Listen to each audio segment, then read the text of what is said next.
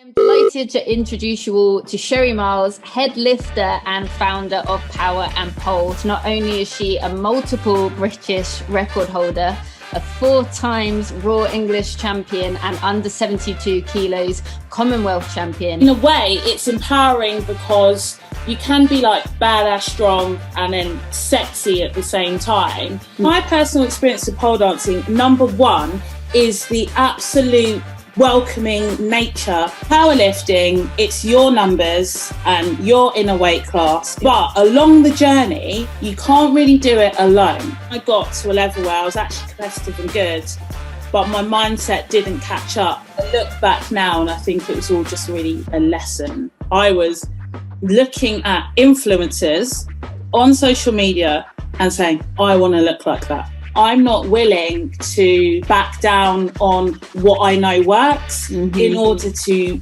make more money. There's too many like, shred this, do this. In 28 days, we could get your waist into... It's all bollocks. I don't see an attraction in sexualizing fitness. My experience with the fitness industry is...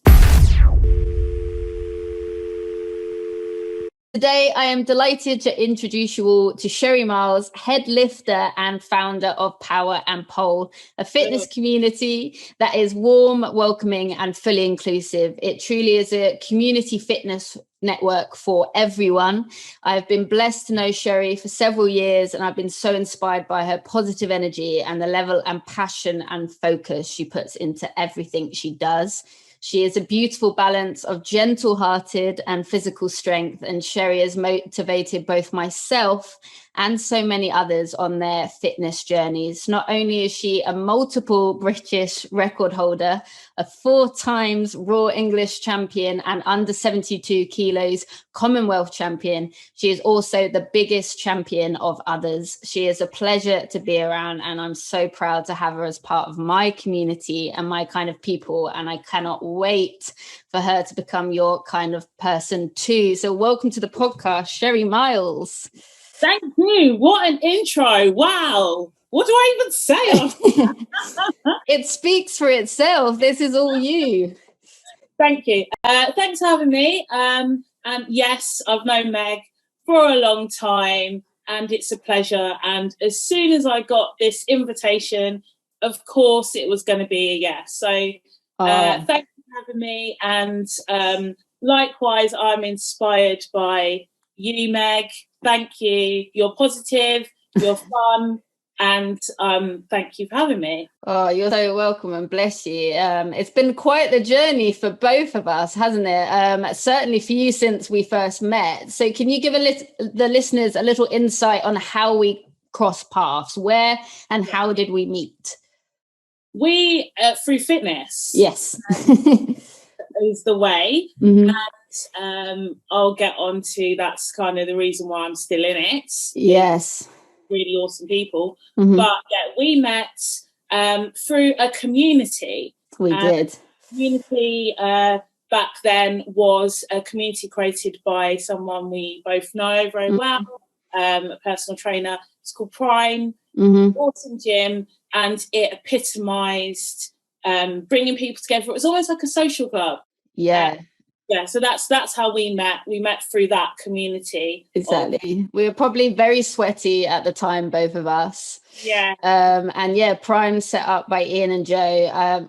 I'm so glad you mentioned the community vibe of that, because I think that was something the boys created that was so perfectly managed, and it was the first time I certainly saw a mix of like a fitness environment, but really a small group of people really looking out for each other.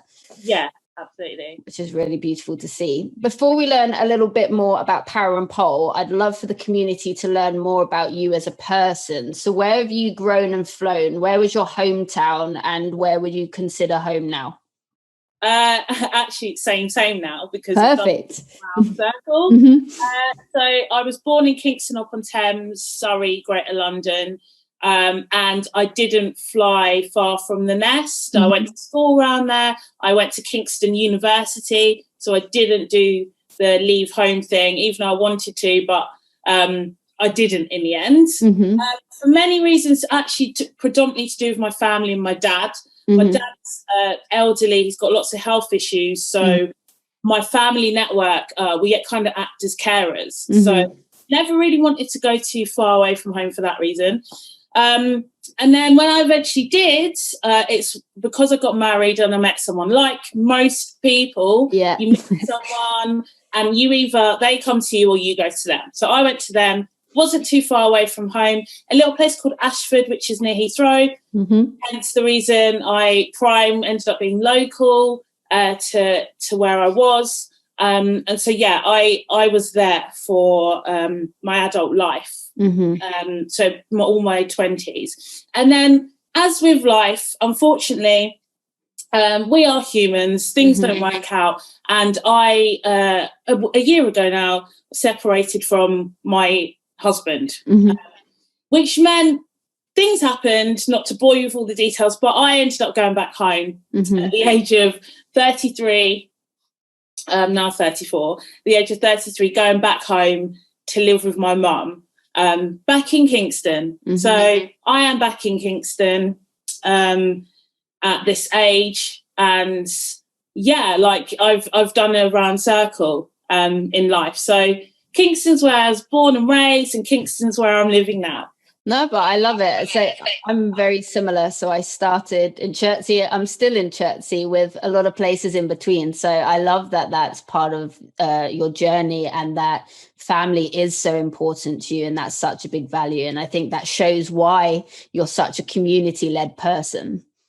Yeah, absolutely. Family is important for me. Friendship's important for me. Communicating is important. So and you're from Chertsey. That area that we kind of live in, I think, is very much community, family. There's lots of families that kind of choose to live there rather than in the big smoke. It's that sort of place, I think. 100%. And it makes it even more special to be able to be creating things in your community for the people around you to benefit. So where in your journey from Kingston full circle did you start to develop your passion for like fitness and powerlifting? Did you always feel that was going to be your passion? No, quite the opposite. So I started just before Prime with lifting, full stop. So I would say maybe a year, 6 months to a year before Prime Gym opened. That's the gym in Egham. So I want to say that's like 6-7 years ago now. Approximately that. And that's when I was in Ashford. And that's when I was in a steady relationship with a steady career. And you get to a point in your life where you maybe look at yourself in the mirror, or something's triggered and you think, maybe I should do something about my fitness. Whether you've climbed a flight of stairs and you're a bit like, oh God. But, everyone has that kind of trigger, don't they? Absolutely. I can't really run that far. So it was just the trigger that led me to go to the gym. And I went to the gym and I knew nothing. And I didn't like it, so I left. I left and I found something fun to do, because I do get bored relatively easy with just general things and life. And so I found pole dancing. Amazing. And pole dancing, I was like, yes. And there's a lot of connotations with pole dancing, meaning, it's like being a stripper. But for me, it was about strength training. And at that time, I just wanted something fun to do. And I remember my pole teacher at the time, she said, you just need to get a bit stronger. Because I was like, I want to do this. I want to show me all these cool moves. And she's like, you just need to, get a bit stronger. And, I just wanted to be a bit more toned. So that's when I went back to the gym.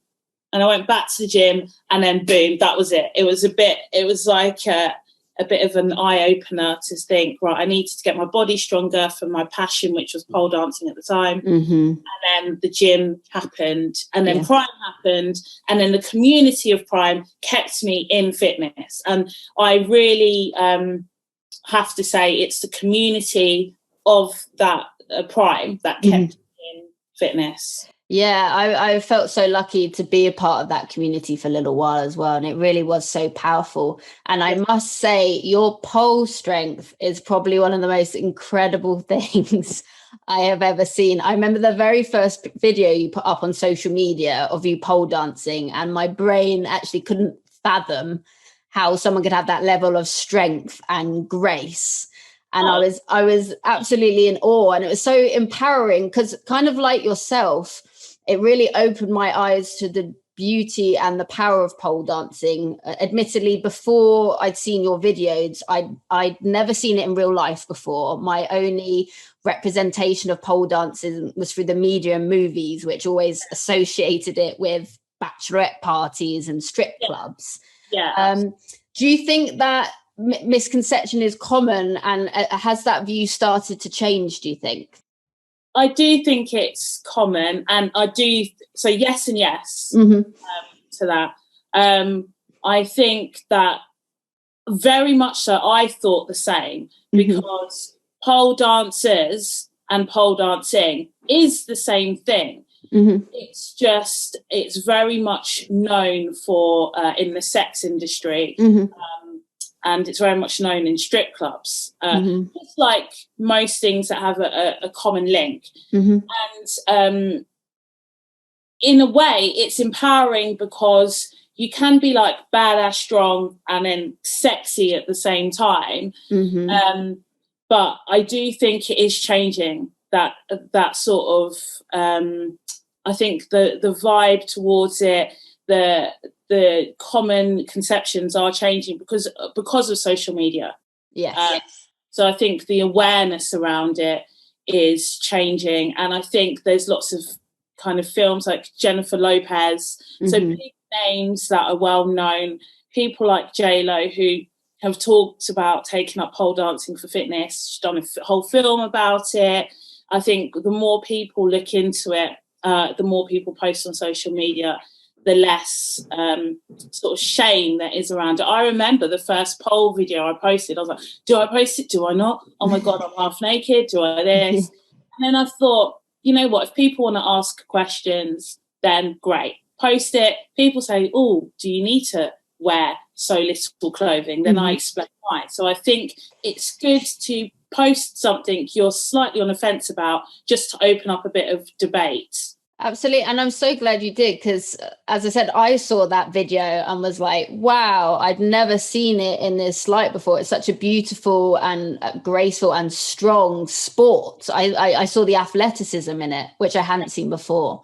So I'm so glad you did that. And it's actually come almost full circle. I was reading recently, I had no idea the origins of pole dancing, because I read it started in the 12th century in India, and it was actually mainly men using it for acrobatic tricks. Yeah, absolutely. So even to this day, so Chinese pole dancing or Chinese pole art, they have poles where they're fully clothed, and so they're kind of what I would call coated with a different coating. So the poles we would use traditionally, or strippers might use, or we would use for pole fitness, are either chrome, stainless steel, but they'll have a coating over it, and they will climb it with their feet, and their hands are kind of like little monkeys coming and do all sorts of crazy tricks. So it is very like calisthenics, acrobatic, like circus performing arts. Absolutely. Yeah. And that was its origins. It was until it came all the way to the USA. And I think it was like the 20s in the Depression. It started with like the circus and traveling shows. And I think it was purely the case of they realized that by dancing sexually against the pole that was holding the tent up, they could actually persuade more people to come see the show. And then from then, I didn't even know that. No, that's what I'd read. So it's amazing how one small change up can change an entire kind of sport or activity based on perception. And then that moved on into the 80s, where you started getting things like bachelorette parties and strip clubs. Yeah, cool. To be honest, I didn't know all of the history behind it. And it's cool, like you said, one small adaptation changes a path. And then it's almost like a new bandwagon is formed, and then a new art form is formed. So yeah, that's cool. Absolutely. And it's so powerful, because we're seeing that on like social media all the time now, how things can be taken. So what has been your personal experience with pole dancing, and why do you think it is such an important contribution to the world? So my personal experience with pole dancing, number one, is the absolute welcoming nature of any person, regardless of background, shape, size, height, whatever. It's absolutely open arm, anyone can come in, which seems very odd for pole dancing to be seen as it's all inclusive, where it has these kind of links to strip clubs, women sexually dancing around the pole. You've got if someone says, I'm a pole dancer, you've kind of got a clear image of what that person would look like. But actually, in pole fitness, it's completely the opposite. You get all sorts of people there, and people are really cheering you on to nail a move. And, it's a real community. So that's what pole fitness is all about, and pole dancing as well, like stage performers, even in the strip industry, in the strip clubs and things like that, because I follow a lot of strippers on social media, purely because they are very artistic in what they do. They're putting on a performance every night, and they really have each other's backs, because it can be a scary world for them, opening the doors to God knows who. And so they've got a very protective community, and they all have each other's backs. So it couldn't be, a lot of people kind of think, it could be quite a bitchy environment, people could be quite judgmental, but actually people are just cheering you on all the time. Amazing. And there's that trust there, I imagine, as well. Yeah, absolutely, especially if you're hanging upside down. You could, fall and break your neck, and you're relying on your pole instructor, or you're relying on somebody around you to spot you, like have your back. You've really got to trust your circle around you. So yeah, 100%. And when I met you several years ago, you were only just starting to get into your strength training, and it seemed like something you were just having fun with. However, you very quickly displayed like an incredible level of strength and skill, and you seem to have managed to have excelled in the sport quite quickly. What has your journey into powerlifting been like, from the local gym to Team GB? Oh God, I must, and this is one thing I must stress. It is not easy. It is a real mind. Can I swear? If you need to. Mind fuck.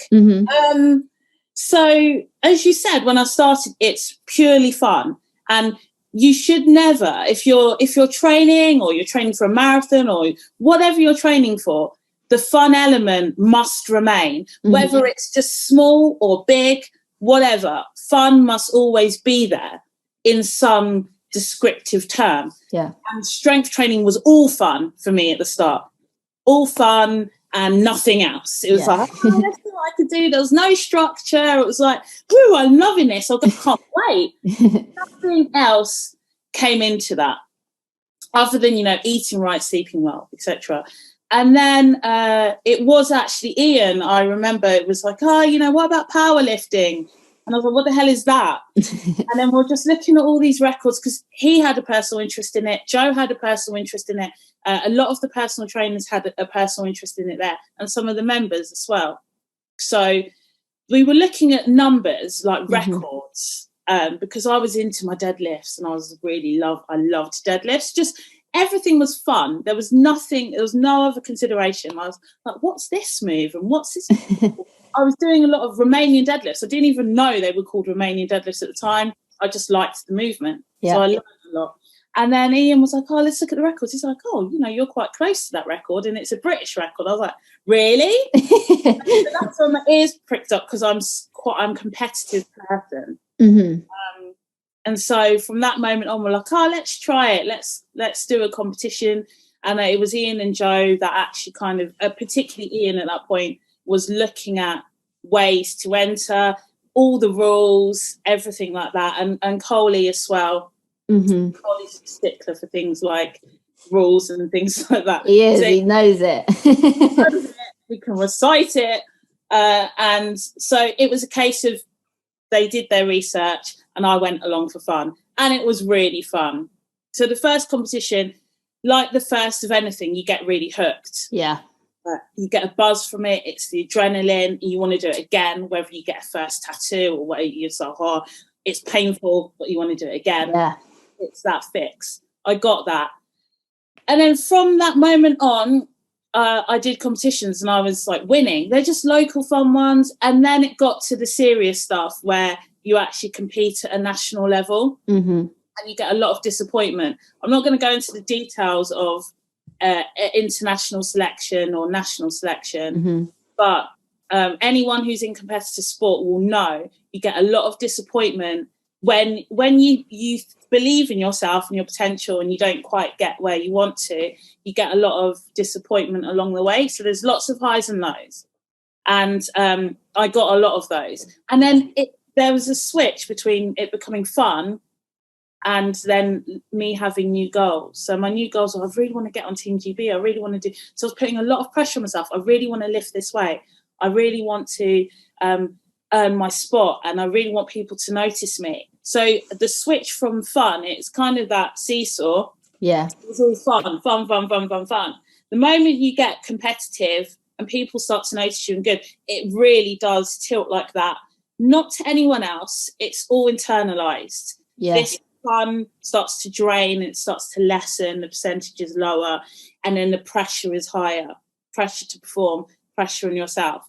So that switch from going from being the girl in the gym that's strong mm-hmm. to then being the girl on the platform that's strong, what shifts is you need to shift your mindset a lot quicker than actually what happens. And that didn't happen with me.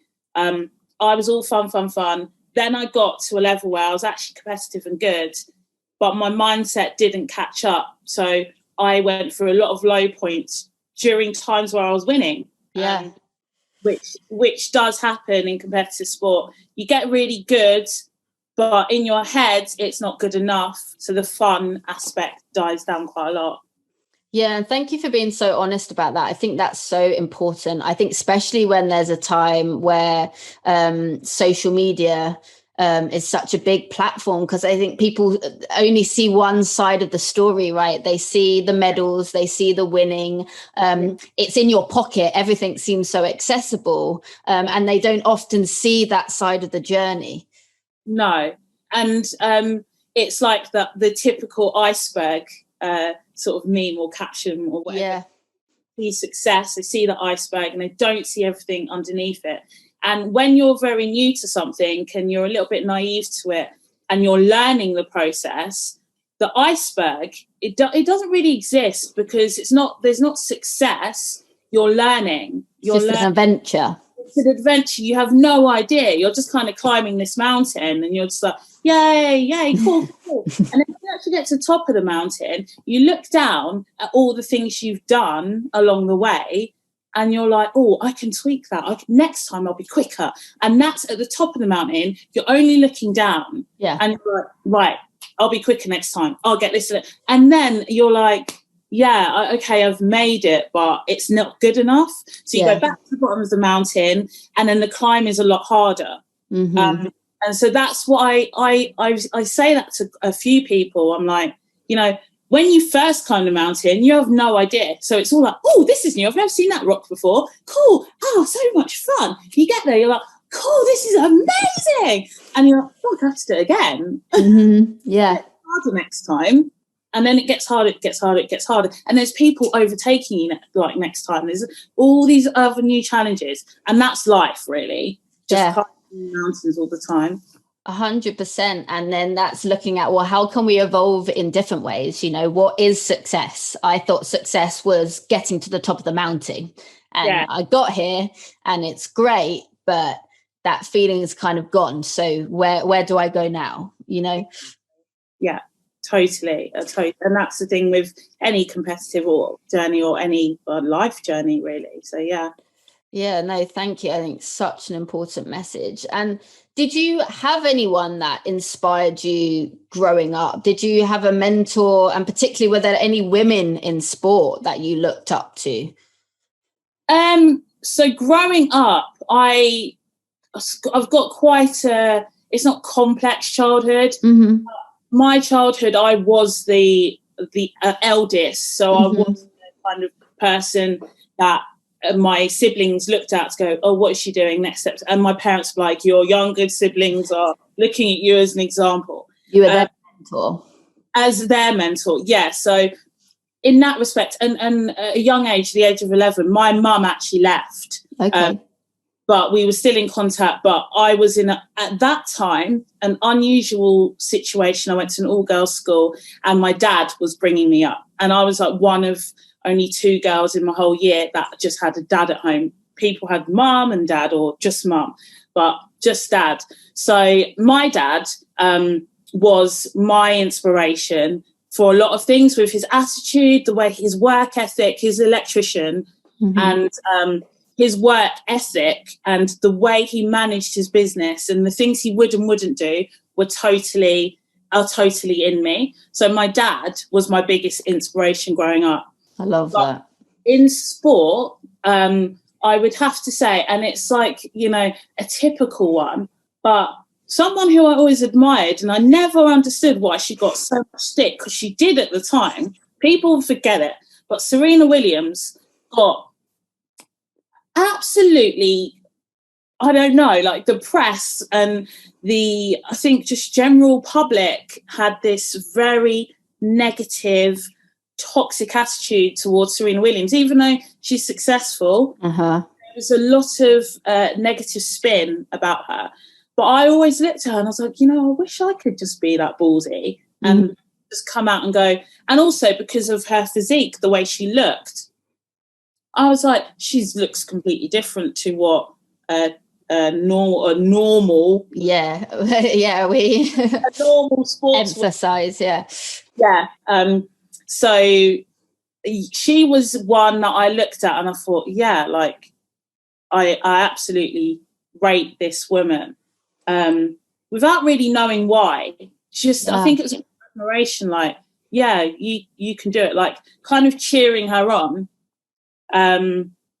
So yeah, and she was, but in terms of personally in my life, honestly, I didn't have anyone close to me that would, in a sports capacity, or anyone kind of going, you can do it, other than my dad, because I would look at him and my mum was still around, but he would always be my biggest champion. Yeah.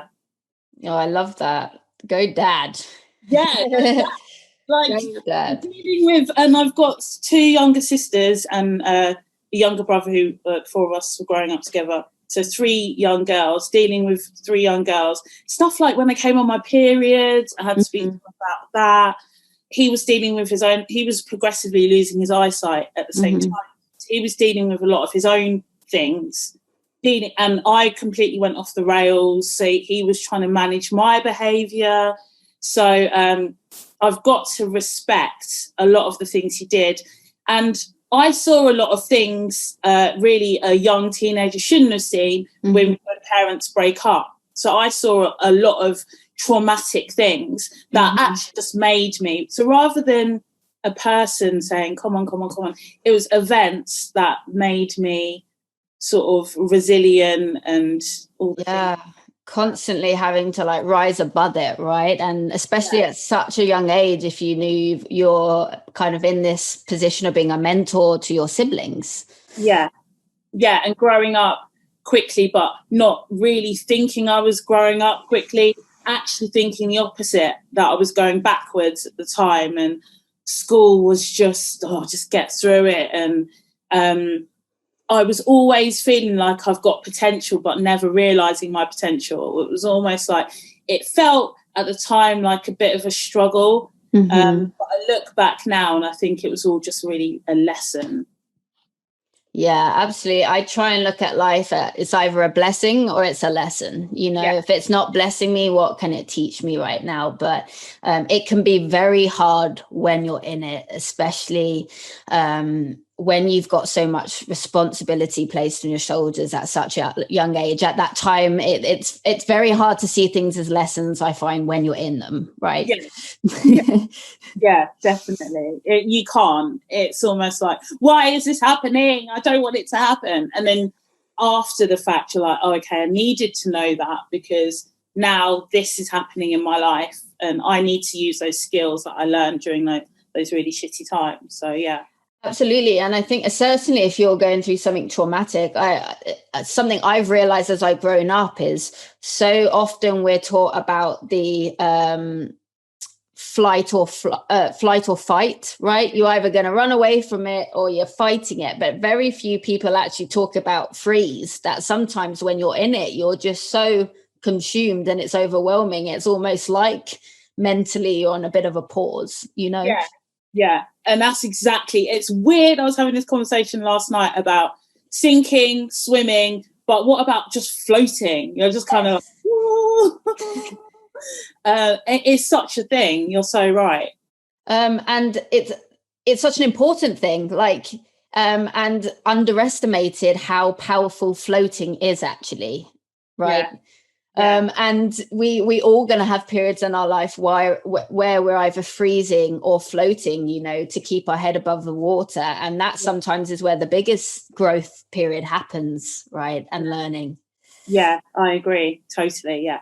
Yeah, no, amazing. And what I find so interesting about you, Sheri, is that in all of our interactions, you have been such a team player. So you'd imagine you'd be very involved in team activities, yet you're so highly skilled in individual sports. What attracts you to the individual sports like pole fitness and powerlifting? And how are you able to still keep that feeling of community? Yeah, that's actually a really observant point, I think, because I'm a little bit of a control freak, but I don't like saying extreme. I am something like very extreme. I don't like using extreme descriptive words because I think I've got a little bit of everything in me. But if something's not quite my way, I find it a little bit difficult to adjust a little bit.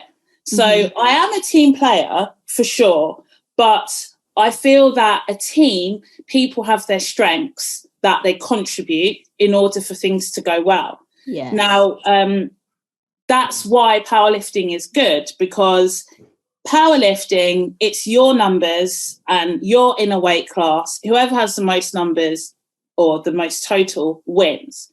But along the journey, you can't really do it alone. So you either need a coach, you need a nutritionist, you need advice, you need support. So the numbers you put up, which are your own numbers, are not literally just you. There's a whole team that makes it work. So you can be accountable for that, what you do on the day. But then you've got this sort of kind of this team that are like, either whether it's someone just going, come on, shouting at you, or there's lots of different elements to it. Whereas if you're working on a project and you're all standing up and presenting it on the day, it's down to like literally 6 people to bring it together.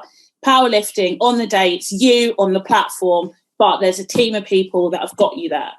And it's the same with pole dancing as well. I mean, I went to a pole class last night and it's me on the pole doing moves, but literally the girls, I've got this excellent video. There's one girl going, yes, come on, next move is this, next move.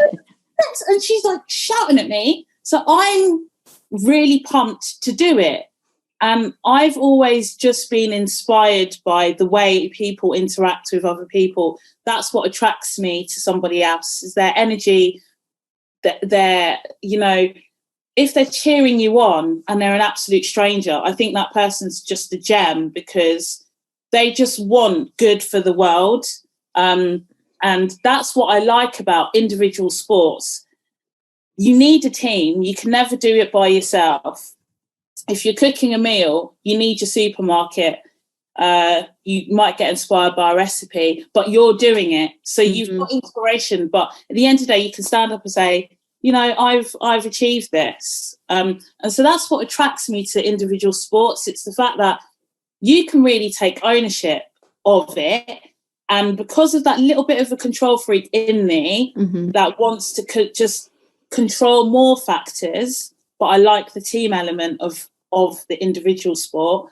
I think, yeah, I feel more proud in a way to say, yeah, I've really done this and it's mine. And that trophy is hanging in my room. Yeah. So I think it's a little bit of human narcissism in everyone, that kind of, you just want to own it. You want to own it. And you want to say, I own it and it's mine. So that, I think that's kind of why.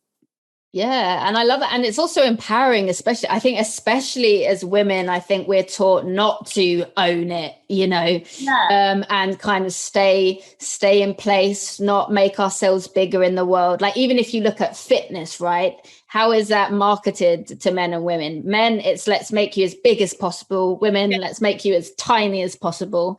So true. You know, so you create less space. So I love the fact that you can openly say, you know, you're proud of owning it and really being able to bring your kind of A game to the platform and say, you know, this is my thing and I want to bring a trophy home. You know?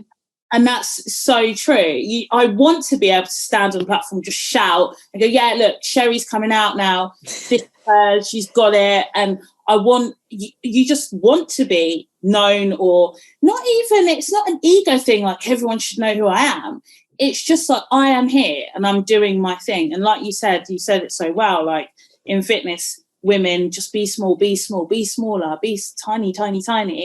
And then, you know, men, big, bold, strong, the language used around men's fitness compared to women's fitness, even just having like a female only seminar, male only. It's like, if you want to lift a weight, you can come to my seminar, regardless if you're a man or a woman, because there's no different attributes at all. I love that. And that's what I love about your platform. So as I mentioned in the introduction earlier, you are the head lifter and founder of Power and Pole. When was this created and what do you hope it will contribute to the world? It was created this time last year, October last year, where I just kind of registered it as a business idea, and kind of not much thought went into it, because it was a time in my life where I was really, how can I put it? I was struggling with a lot of things. I suffered severe burnout. I worked for a corporate company in medical sales, orthopedics, sports medicine. And I worked in that field of sales and service for so many years. It was a career, pension, nice car, you know, all bells and whistles, good job, good salary, etc. Top of the mountain Stuff where people look at you, go, oh my God, look at your car, look at this, look at your house, etc. But underneath, God, I was just burnt. I was a shell. I was at a point in my life, something really bad happened at the result of the burnout for me. And I struggled a lot with my health, and it just completely broke down. So it was actually my husband at the time was like, you know what, like reevaluate, just step back, reevaluate. And that's what I did. And then we were just sitting in a restaurant, come up with a name or something. So I opened my Instagram and it says Power and Pole. I was like, oh, that would do. He was like, that's excellent. I was like, what are we doing with this? It's like, it's just good. Go with it. And so I just registered a company called Power and Pole Limited. It was as simple as I was like, yeah, good start. Yeah. At that time, I was invited to do like a showcase at a event, which was like an outdoor fitness event. And, founders were just kind of like, just do your thing. People will book onto your class. And I was like, I'll do a deadlift workshop. And then people actually booked on. I was like, wow, cool. That's not a surprise to me, but that's awesome. So people booked on, people came along. I had these awesome chats. I was so inspired by all these people that came. So I was like, just give me your details, give me your name. I'm going to do something with this. And that's where Power and Pole was really born. I was like, I want a community of cool people where I can just offer my workshops and offer advice, tips and techniques to people who are wanting to be on the same or similar path to me, because I've gained a lot from fitness. I've met some of my best friends from fitness. Therefore, why can't others gain as much? And actually, it took me out of such a hole. Just being around people and talking about things they love. I get such a buzz listening to someone saying, I hit a PB. It really, like, even now, I just, there's something I can't explain. I'm like, you're just grinning talking about it. Yeah. I just love it. Like, if one of my clients sends me something, this felt really good. I'm like, yes, like punch the air. And so that feeling, I can't get it anywhere else. I was like, this has got to be my thing. This has got to be my job. And there was at that time, no idea on how to do it. So I just wanted a community platform. And so I just got to work on everything I needed to create a community platform. And these days it's social media style platform, like a Facebook style platform. So that's what I've made. It is a fitness social network with elements that will help people, with blogs and vlogs, recipes, and the way I've managed to keep fitness as an undercurrent. And that's the important thing. It shouldn't consume your life, because anything that consumes your life can't be healthy, because there's so many elements to life. So you've got to balance everything.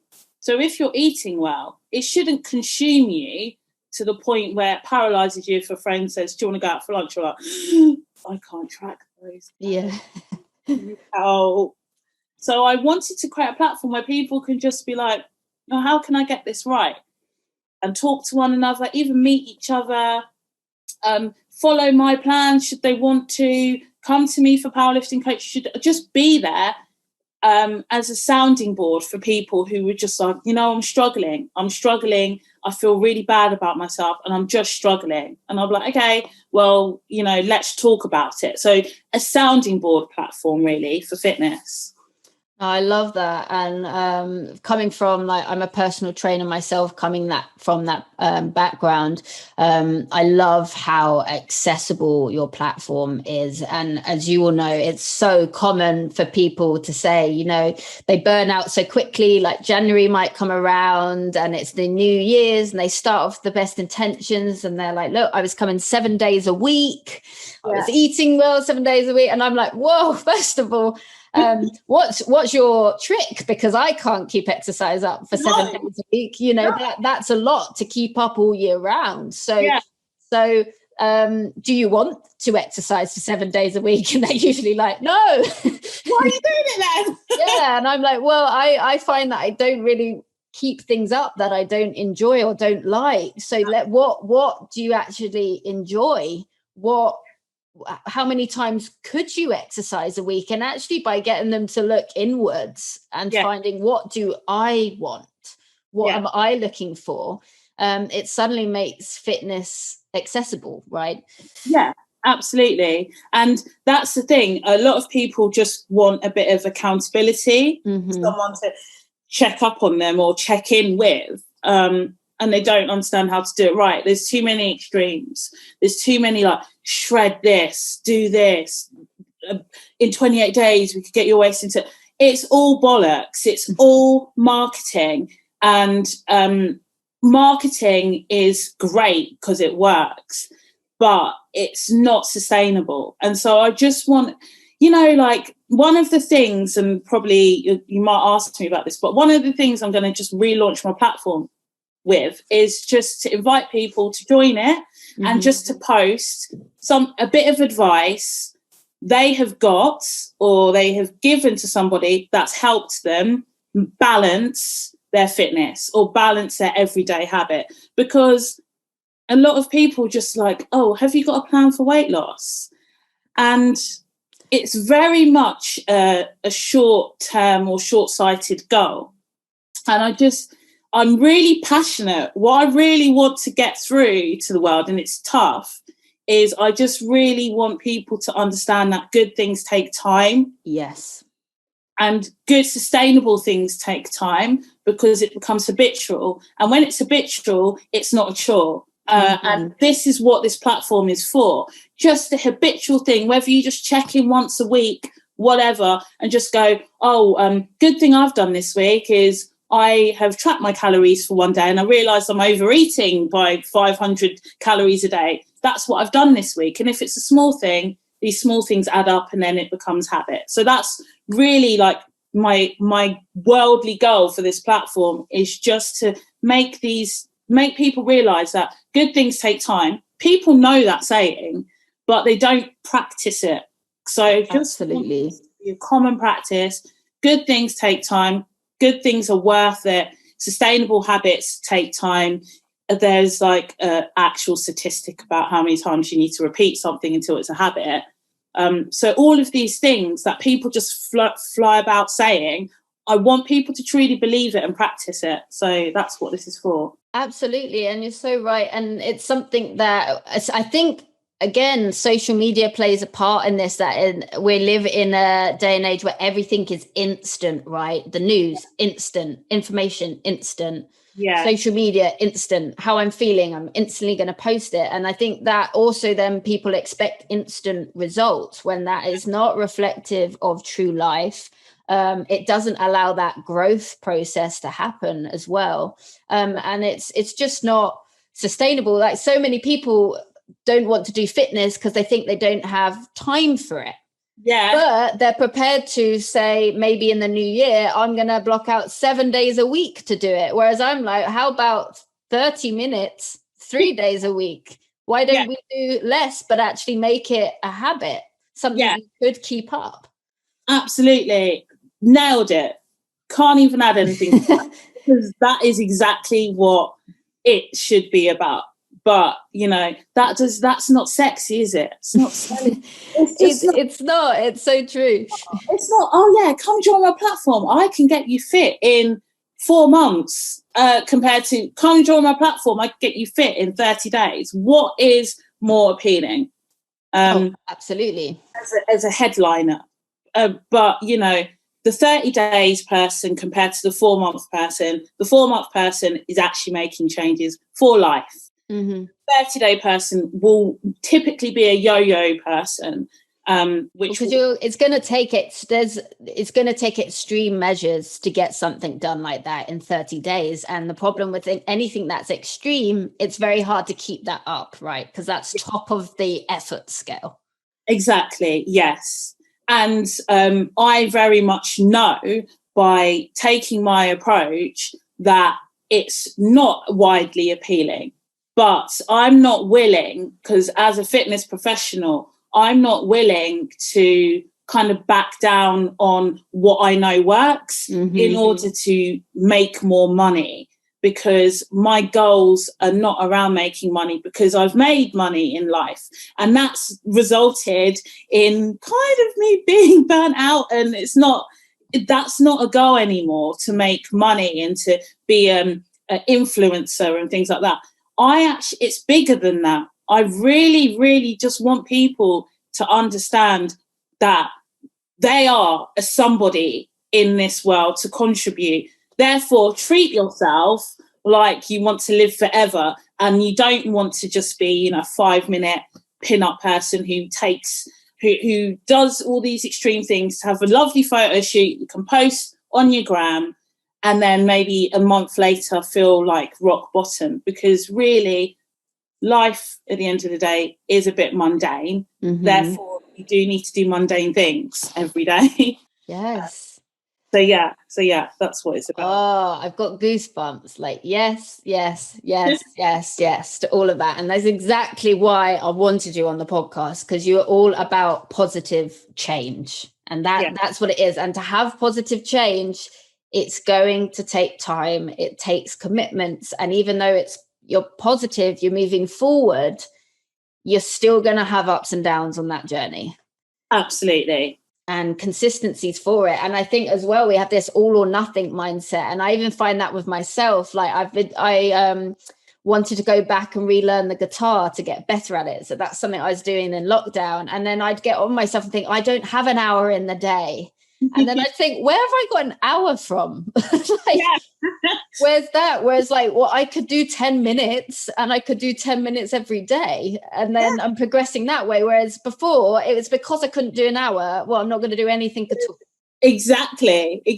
But 10 minutes on a guitar, oh my God, that's better than like just sacking it off completely. Exactly. It's like that. And it's very much the same, I think, people's mindset with fitness. It's kind of, and like healthy eating or sleeping. It's like if you had a car and you were out of petrol, you need petrol, so you wouldn't think, oh well, I can't afford a full tank, so I won't put anything in. Do you know what I mean? If you've got a tenner, you're going to have to put a tenner in. Yeah, that's such a good analogy to get on your journey, you know, with like fitness. So like you don't have to start on Monday, you know. You don't have to, oh, I've ruined it, so I have to wait till next week to start again. Like, and why have you ruined it? If you wanted something in that moment and it was a chocolate bar and you've enjoyed it, then it served its purpose. You've got satisfaction. So enjoy it. And then maybe your next meal, you might have something that is a salad or less calorific, you know. Like a balance, a good balance. Like, I love that car analogy with the fuel. And I love the analogy where it's like, you know, if I eat something bad, I've slashed one tire on my car. But I think, oh, do you know what? Sod it. I'll just slash all of them because yes, eat that. And it's that sort of all or nothing mindset that is a self-sabotage, I think. It's a bit like, oh, well. Yeah, absolutely. And I think I'm so happy that your platform is in the world and starting to change that. And being a personal trainer myself, as I said, I find it so sad to see how exclusive and intimidating the fitness industry can still be at times. And I'm someone who strongly believes that fitness should be accessible for everyone. Yeah, it should be easily accessible to everyone. And I think we do have a long way to go to still improve that culture. What has your experience been of this, and how do you hope Power and Pole will aim to be different? My experience has been quite a torrid one. It's weird because, you know, people, you probably understand as a personal trainer, people might look at you and go, oh, you're in good shape and you're this. You've had a really good experience with fitness because look at you. It's easy for you. Yeah, easy. You know what you're doing. You've had a really good... But actually, gosh, at the start, I was looking completely the wrong direction. I was looking at influencers on social media and saying, I want to look like that. That's a bad start. That's not a good start. If anyone starts off in fitness like that, you're not going to enjoy the process. You haven't accepted who you are, and you haven't accepted that you are on an individual journey. So I had a bad experience with that. So my experience with fitness is that it's quite highly sexualized. And what I aim with Power and Pole to do is to change that. I don't see an attraction in sexualizing fitness. They're not related. There's no crossover, absolutely zero crossover, other than feeling sexy for your partner. Yeah. And then, you know, confidence. Yeah. Yeah. Other than that, there is no correlation between the sex industry and fitness. However, there is very much in reality a correlation between influencers, and this is where social media comes in.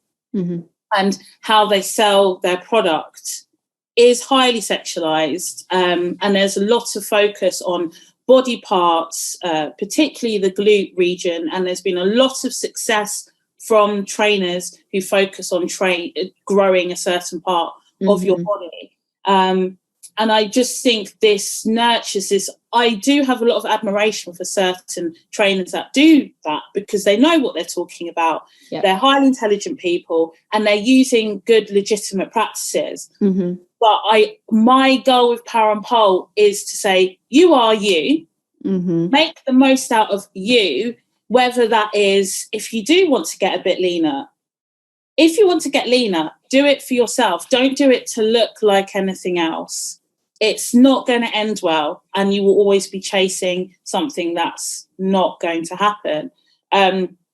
So my experience with the fitness industry is largely positive, but it has got a negative undercurrent with this whole sexualization. That's the bit I don't like about it. And if you don't look a certain way, your body type isn't in fashion, then you're not quite right to be associated with fitness. And one thing I do say I've said it to a young girl recently, is that your body type might be in fashion right now. It might not be in 5 years' time. In 5 years' time, you might feel like, I never used to get my arms out. Up until like maybe a couple of years ago, I never used to get my arms out. Like, I would not do this podcast like this. But now muscles are talked about. I'm like, yes, why not? But now it's actually further than that. I just think I am who I am, and I have muscles in my arms, and I am who I am. Therefore, whatever, I don't really care. But I think your body type will always be in fashion or not in fashion. So you can't look at somebody else, you can't look at the in thing and want to be like that. It's your body type might not be in fashion, so therefore you've just got to kind of roll with what you got. Absolutely. Let's normalize your body always being fashionable for you, right? Exactly. It's all, your body is always in fashion for you, right? And I think going back to Serena Williams, she was such an incredible role model for that. And for a lot of young girls, including myself, seeing this woman and being like, wow, she's got this beautiful body type, but look what she can do with her body. Exactly. Exactly. It's about what you do with your body. And it's not, because us women are taught so much about how we look. So boys are taught to look at judge girls for how they look. Girls are taught to judge themselves about how they look. How do we succeed, or how do we get past this as women if boys look at us and judge us on how we look, and we look at ourselves and judge us on how we look? How do we get past this whole image? And a lot of people say, oh, how do you get these arms, or how do you get really toned legs? And I say, I'm going to be honest with you, right? I choose to do something I like, and this is the byproduct. You can't spot reduce your fats, and you can't do all of these things. You're going to train, do what you enjoy, and your body, you will feel better, and your body will do cool things. You'll gain muscle, you'll burn more calories, and you'll feel better. When you feel better, you look at yourself with a more positive mindset. 100%. And it's looking like inward more. We're always taught to look outward. Certainly for as a young girl, all these magazines that are shown to us, how does this person look? Let's compare them to this person. We're taught, what can our body do for other people? How can my body be viewed as sexy by other people? How can I fit in with other people? Even as women, we should have children. Our body is there to create life. That is our role. That's not the case for everyone. Yes, our bodies can do that, and that's an incredible gift that we have, but not everyone wants to do that. And that's not the only reason we are on the planet, is for our bodies to do things for others. And I think fitness can be so empowering to teach women what can our bodies do for ourselves. Yeah, absolutely. And that's, you've again nailed it. That's exactly what this platform is for. It's just about, forget looking at others, look inwards, and others will help you. get to where you want to get to. And you know, it's always a journey. There's no end result. You know, I'll be happy if I was to lose 5 pounds. No, you just won't. You won't. There'll be another challenge. So let's make this sustainable. Let's make this something that you'll always just be happy to, just a way of life. Absolutely. You are who you are. So make it a way of life and enjoy it. So yeah, and something I so often say to my clients, but like, what does that number mean? Like, I'll have clients that have really started to get into their fitness journey. They're more confident. They're actually enjoying being in the gym. They find it empowering.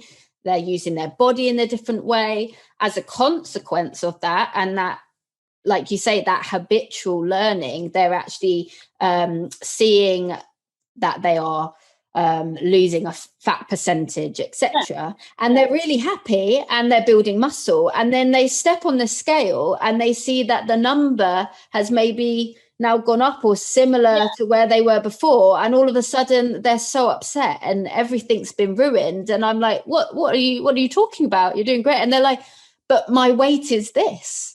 Yeah. And I'm like, but what does that number mean to you? Yeah. You know, like, I want to be, say, like 60 kilos. You might have a purpose for that. That might be something in line with, you might have a medical condition, and part of that is you are overweight and you're carrying more of a fat percentage, say, which is causing you. There are advantages to that, but I think a lot of the time we obsess about these numbers. Yeah, we do, and we don't actually know, what does that mean for us? What do you like? I could say I would like to be 60 kilos. Is there something special about the number 60? No. It doesn't make me happier or less happy. It's actually, but like, what am I feeling like at 60 kilos? Where am I as a person? Oh, I'm so much stronger. I've built muscle. That's actually, for me, I feel sexy because I feel connected to my body.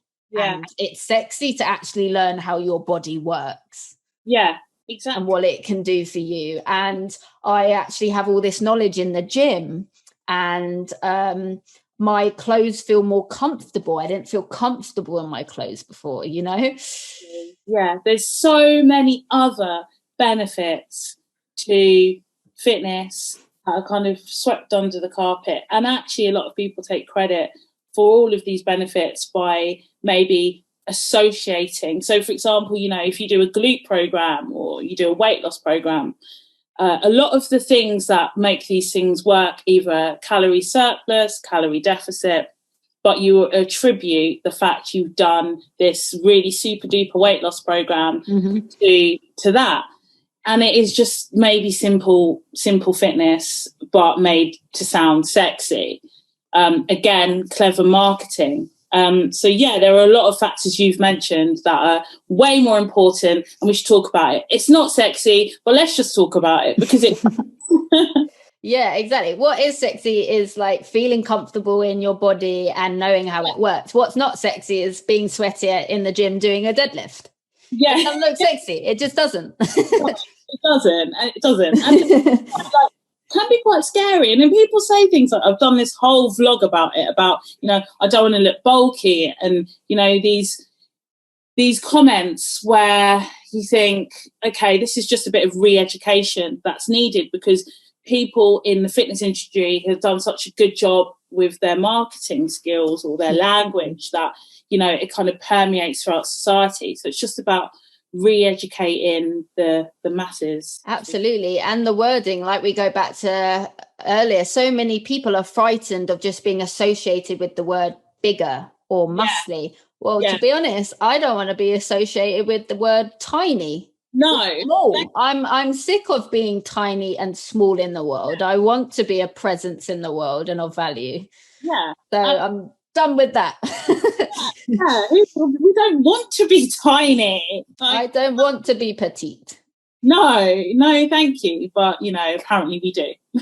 But, you know, if you do, that's fine. But for me, I don't. When I actually look at the word petite, which growing up as a teenager is something I would have aspired to, because that's what was funneled to me through the media, that to be a sexy woman, a valued woman, attractive, you need to be that. When I actually look at that word, like, what does petite mean to me? What does the word mean? And when I think, well, no, I don't want to be that at all.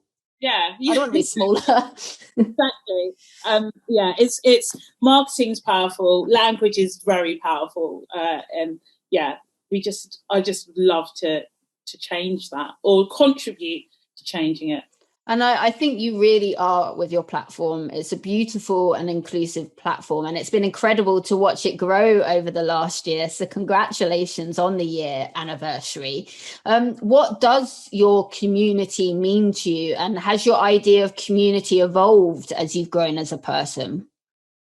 Yeah, it's, I think, if you produce something or you make something or it's your idea, some people can perceive that as, that's how you want it to be. Mm-hmm. But I think what I've learned is the community is actually about what the community wants from it, not what I want from it. I would just like people to have discussions about fitness in general, but whatever happens in the community is meant to be, because attracting people that are like-minded just takes it takes a lot of hard work, because you might get the odd person who maybe gets the wrong idea about what you do, and you might get people who are not quite on the same level as you in terms of the same thoughts, same ideas. But that's good, because at the end of the day, you want to stimulate a community that challenges other people, or you don't want like 50,000 Sheris in a community. That's not. But, I think growing up, a lot of people have this idea that if you create a community, they should all be like you. Yes, I'm so glad you brought this up. But that's the opposite of what I want. I want people, like, I've been trialing my app, for example, and I've got loads of feedback, and the feedback isn't what I wanted to hear. So what? I put all this work in and that bit doesn't work? Okay, take a deep breath. I should change it, because they are the users. So the biggest thing that I've learned is that the community, whatever the community wants, the community needs and shall have, obviously to a certain extent. I mean, they want me to give away free Ferraris. It's not going to happen. But I think it is very important to listen to the people when you are building something and building a community. What the people feed back to you, if you've got the right people on board, and even if you've got the wrong people on board, they reflect society. Yes. A small percentage of it. So that's what community means. It means that people bringing their positive and negative bits to make something that works and that's accessible and that can actually hit home to a few people. Absolutely. I think as long as you're meeting on the same core values, and that you at least are agreeing that you want to make a positive change and grow in the same direction, that I think you're absolutely right. The community, that you don't have to look the same. You don't have to agree on everything. You don't have to have the same ideas. And actually what's so powerful often about a community is what can you each bring to the community? Yeah, exactly. And that is it, because that's the whole, that's why I really wanted to start this, because there are so many cool people out there. Let's say some people highly academic, and then there's some people that are highly technical, and there are so many cool people within fitness that have got so many different backgrounds. Gosh, they've done all sorts of jobs. This is a good thing about being a personal trainer, because people don't just they're not just, oh, I'm a personal trainer. They're like, oh, they've got so many strings to their bow. Therefore, those sorts of people are excellent to have around. And I think a lot of people are multi-skilled in a lot of things. Yes. They're really good cooks, or, so it's quite nice to have a community of people who are challenging, and they like to share their ideas, like to share their thoughts. And it's more than just post a picture of, your latest, squat, or post a picture of your latest physique. It's more like, let's discuss different matters and, meet new people and, bounce off each other. Yeah, absolutely. And you are such an incredible champion of others, and you always strive to keep this positive energy going. That doesn't mean you are positive all the time. That would be impossible. Just like we said, life is balance, but you are someone that I've always known to try and see things as a lesson. How can I motivate myself and others? How do you practice that positivity? What keeps you motivated? Oh yes, that's something that's quite, I find, because a lot of people some people find it quite easy to answer. Mm-hmm. I don't. I don't find that an easy question to answer, like what keeps me kind of going. But I know definitely what makes me feel good. And what makes me feel good is when I speak to other people, when I have conversations with other people, mm-hmm. and they open up to me about something. So they might have just told me a snippet about, what's bothering them. Yeah. I actually feel really good about mm-hmm. that. I feel like, okay, this person has felt comfortable enough to confide in me about this.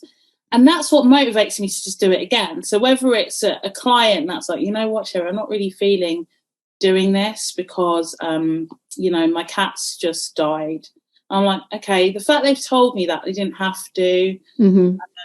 And the fact they felt comfortable, I'm like, what, maybe I'm doing something right here.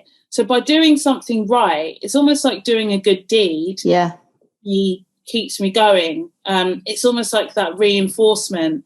That's what kind of just keeps me going onto the next phase, onto the next phase, and onto the next phase. And in hard times, you don't always hear the positive reinforcement. It just, no. Yeah, you don't hear any of the compliments. You don't hear any of that. You're in your own head a lot of the time. But one kind of quote is like, I can't remember the quote in full, but it's basically saying, life is dull, life is great, life is beautiful. Life is all of these things. Therefore, you have to accept it for what it is. Yeah. And once you accept it is really bad sometimes and then really great, and once you accept that happiness is just fleeting, then you can just keep going because you're like, this is a moment, keep going. And also, you choose your hard. There's something I actually saw very recently. It's like, it says marriage is hard, divorce is hard, mm-hmm. communicating is hard, not communicating is hard. Just choose your hard. It's not it's just nothing else other than that. You've just got to, keep going. And I think that's what keeps me going. Mm-hmm. Just determination just to make a change or just to have a chat and just be present in the world. Absolutely. And I think that's such good advice. And my biggest kind of North Star, I guess, in terms of how I view life is like, this will also change. That phrase in my life has had a massive influence. That idea that whether it's really, really good or really, really bad, neither will stay that way. Yeah. You're gonna have a bit of both. And it's actually by experiencing both, do we appreciate the other? How do you know anything's great? Well, it's great because you've been through some bad stuff, Yeah. And I think that's such a beautiful point. And also the fact that a motivator is when people are really trusting of you and truthful. Because I think when we are being genuinely honest and completely true to ourselves and others, that's the most human you can be in those moments, right? That's something that we all universally connect with. Yeah. And if you are being 100% yourself, then that's where we can actually really connect. Yeah. If you're not trying to be anything else. Yeah. And that's really hard. I haven't always been myself. Me either. In corporate, geez, honestly, like my last job, I was orthopedic surgeons every day, and these people are not in the same world as me, not running the same social circles at all. And like, you know, you have to make it work in those circles. Yeah, you have to make a connection, right? And so you can easily feel like a fish out of water. Like, what am I doing here? I don't belong here. Imposter syndrome just ruled my life for like the years I was in corporate. I was like, how did I get this promotion? How am I here? What? I don't belong here. I don't belong here was like my number one phrase I said in my head all the time. Now I'm out of it. I belong where I am, and I'm not earning a fraction of the money I was earning at all. But I am myself, and I value that more than earning a shit ton of money and being in an environment I felt like if I was myself, I wouldn't be accepted. That's it. It's a learning process. Yeah, and no money in the world is worth that. No. But you don't realize that at the time. It's so hard when you're in it, and you just, as people, we're the only like animals on the planet that can talk, right, and communicate in that way with so many different people and have words. Yeah. And we're so terrified often of being ourselves, and that if we are ourselves, we won't be able to connect. When actually the truth is, when you're finally your honest self, that's when you find your people. Yeah, agreed. I agree. How are you meant to find those people if you're not being yourself? And I'm still learning that at 27. Yeah. I agree. You do, and then it's a bit of a relief. This is better. I don't know what I thought was going to happen, but yeah, it's like you're just scared, but then you're yourself, and then it's fine. But it's a journey. It certainly is. Yeah.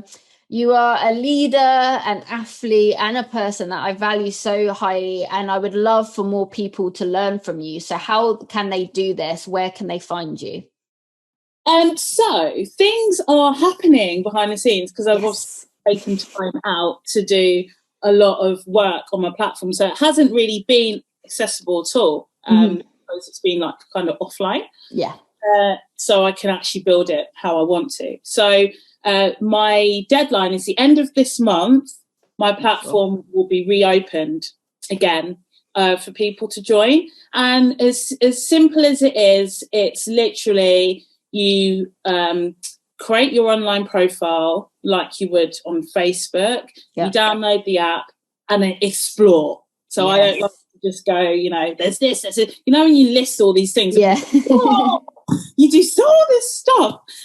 So you just create your profile and you're like, hi, this is me. And then you download the app and then you just have fun exploring and seeing who's on there and what's on there. So you can find it. It's powerandpole.co.uk. So just spell out powerandpole.co.uk. If you want to just go on the website and then just explore what's on there, it's an online community, and I do offer lots of fitness elements on there, but as a starting point, it's community that you can join, and you can join it and do nothing with it right now, but then I will be drip feeding you things to do. Nice. Yes. Part of Power and Pole, that it's called the Power Circle, and as part of the Power Circle, my mission is re-education in fitness and healthy, happy habits for life. Yes. So healthy, happy, habitual training, healthy, happy eating, nutrition. You just eat what you want, but, sustain it for life. My platform, the Power Circle, it's powerandpole.co.uk. And at the end of this month, it'll be the actual green. Perfect. So end of October, beginning November.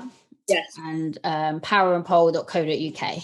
Yes. Exciting. I'm so excited. And before we end the show, can you think, I know you've given us so many gems of knowledge. Can you think of any positive words of advice that you would like to leave us with? Yeah. Definitely. So no matter, no, like I posted this on the gram, and I just think it's really important to everyone in every age. But no matter how old you are, no matter what's happened to you, no matter what adversity or ups and downs you've had, it's never too late to just start again. Yes. And by starting again, what I mean is just sitting back and thinking, am I being myself? If I'm not being myself, why? And if your why is because you're in a job that you can't be yourself in, it is possible, even in COVID times, to reinvent yourself and do something where you just have that big sigh of relief and just go, oh, actually, yeah. And financially, obviously, it's tough, but tap into people around you, because nobody in your circle wants you to go through hardship. Okay. Therefore, tap into people, because, you know, the moment you open up to somebody, they will be relieved as much as you will. So it's very important to try and communicate your thoughts. If you feel out of sorts and you're like, you know what, it's something not right, really sit down and have a moment with yourself, go, what is it? Once you identify what it is, just speak to someone and say, this is what it is. And then you're never too old to do that. I've done it at 33 years old. I've basically lost everything I built up in my 20s. And so I've just got to, you know, start again. And that's what I'm doing. So that's probably one of the most important messages that I think people should do. We have tunnel vision a lot of the time, and we're on this career path, and we forget to check in with ourselves. We're on this path for something, even if it's powerlifting. I'm on this path. Just stop, breathe, check in with yourself and go, what am I doing right now? Am I meant to be doing this? Well, why? Because life just takes you away. You're like, whoa, all of a sudden you're married and you've got 4 kids. You're like, oh, what happened? Yeah. So actually, it's okay. It's okay to check in with yourself. It's okay just to do a U-turn. It is okay. The government do U-turns. It's not always okay for them. Yeah. Annoying. But you can do a U-turn in your life. If the government do U-turns, you do U-turns. And yeah, why can't we?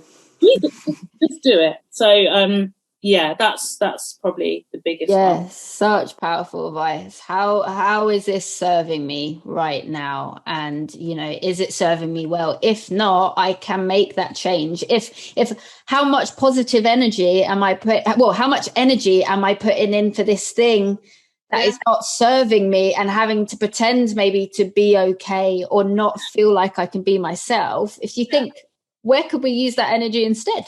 Yeah, exactly. I totally agree.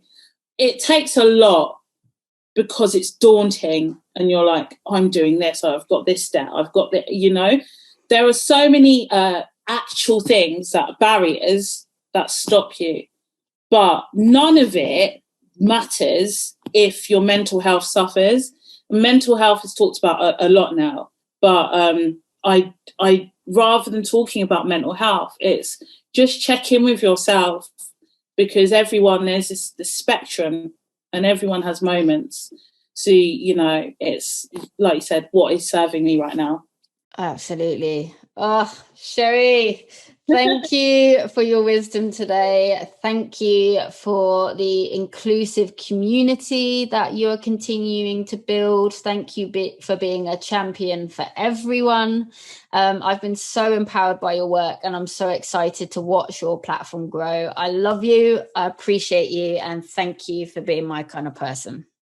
Thank you for having me, Meg. I appreciate it. Much love to you.